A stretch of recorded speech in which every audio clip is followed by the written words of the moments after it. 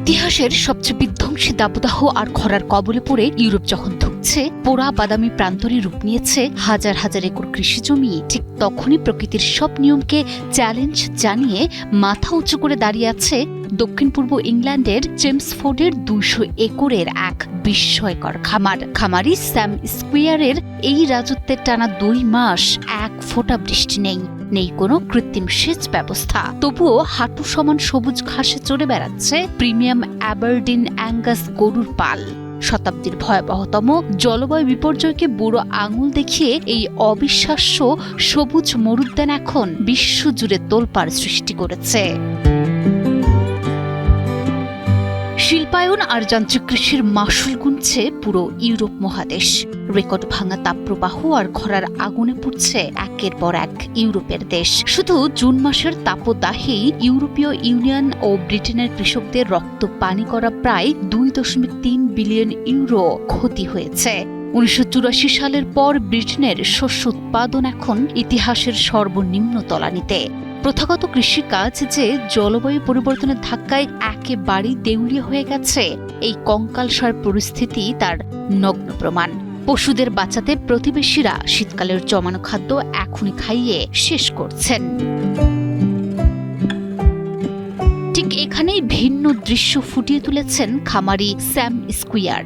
দক্ষিণ পূর্ব ইংল্যান্ডের চেমসফোর্ডে চারপাশের মৃত পোড়া বাদামি হাহাকারের ঠিক মাঝখানে দাঁড়িয়েছে তার ২০০ একরের এক অবিশ্বাস্য সবুজ মরুদ্যান। কৃত্রিম সেচ নেই, কোনো রাসায়নিক সারের বিষ নেই, অথচ টানা ২ মাস বৃষ্টির মুখ না দেখেও হাঁটু সমান সবুজ ঘাসে রাজকীয় আনন্দে চড়ে বেড়াচ্ছে তার ওয়াগিউ জিনবাহী অভিজাত গরুর পাল। কিভাবে সম্ভব হলো এই বিপ্লব? আধুনিক সার ওষুধের বিষাক্ত চক্রকে বুড়ো আঙুল দেখিয়ে স্কুয়ারের এই বিপ্লবের মূল হাতিয়ার ভেষজ চারণভূমি বা হার্বাল লেস। কৃত্রিম সেচকে থোড়াই কেয়ার করে মাটির বহু গভীরে চলে যাওয়া লতা গুল্ম, বিভিন্ন ঘাস ও শিম জাতীয় উদ্ভিদের এই শক্তিশালী মিশ্রণ। এখানে কোনো সারের বস্তা লাগে না, কারণ শিম গাছ প্রাকৃতিকভাবেই মাটিকে নাইট্রোজেনের ভাণ্ডার বানিয়ে দেয়।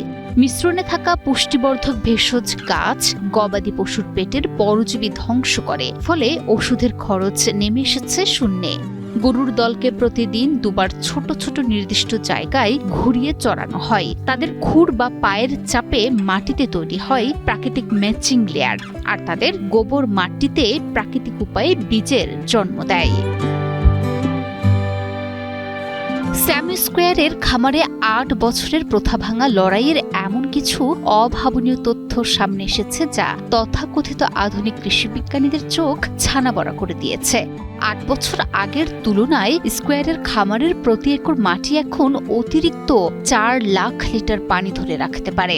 প্রথম ৬ বছরেই মাটির নিচে প্রাণ ফিরিয়ে এনে কেঁচো সংখ্যা বাড়ানো হয়েছে প্রায় ৮৫০০%। গত ৮ বছর ধরে স্কুয়ারকে শীতের পশুখাদ্য কিনতে ১ আনা পয়সাও খরচ করতে হয়নি। এদিকে রয়টার্সের অনুসন্ধানে উন্মোচিত হয়েছে এক চাঞ্চল্যকর সত্য, যে পুঁজিবাদী প্রতিষ্ঠানগুলো এতদিন প্রথাগত কৃষিতে অর্থ ঢালত, তারাই এখন জীবন বাঁচাতে স্কুয়ারের এই জলবায়ু সহনশীল মডেলের পেছনে ছুটছে। ম্যাকডোনাল্ডসের মতো বিশ্বগ্রাসী খাদ্য দানব থেকে শুরু করে আন্তর্জাতিক বীমা, মেগা ব্যাংক এবং স্বয়ং সরকারগুলো এখন কোটি কোটি ডলারের তহবিল নিয়ে হাজির হচ্ছে এই পুনরুজ্জীবনমূলক কৃষির পেছনে। প্রকৃতির বিরুদ্ধে যুদ্ধ না করে প্রকৃতিকে সঙ্গী করলেই যে চরম বৈরী আবহাওয়াতেও টিকে থাকা সম্ভব, দক্ষিণ পূর্ব ইংল্যান্ডের এই সবুজ মরুদ্যান আজ সারা বিশ্বকে সেই বার্তাই দিচ্ছে।